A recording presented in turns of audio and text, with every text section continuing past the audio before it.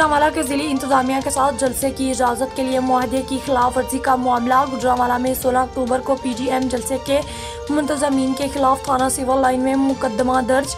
मुकदमे में मुस्लिम लीग नून के साबिक वफाकी वजीर खुर्रम दस्तगीर, साबिक वफाकी वजीर महमूद बशीर और सिटी सदर सुलेमान खालिद पोमी बट नामजद।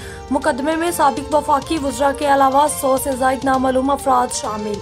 इंतजामिया के साथ तहरीरी मुआहदे पर खुर्रम दस्तगीर, महमूद बशीर विरक और सलमान खालिद बट ने दस्तखत किए। जलसा इंतजामिया ने मुआहदे की खिलाफ वर्जी करते हुए गखड़ कामों की समेत दीगर इलाकों में इस्तकबाली कैंप लगाए। जलसे के शुरका जंगले तोड़कर ममनुआ इलाका में गाड़ियां लेकर गए।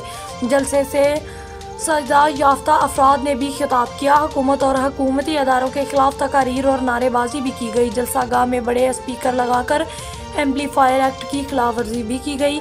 जलसे के शुरका ने सियालकोटी दरवाजा और गोंदलावाला अड्डा के मुकाम पर जीटी रोड ब्लॉक किया। जलसे में SOPs पर भी अमल दरामद नहीं किया गया।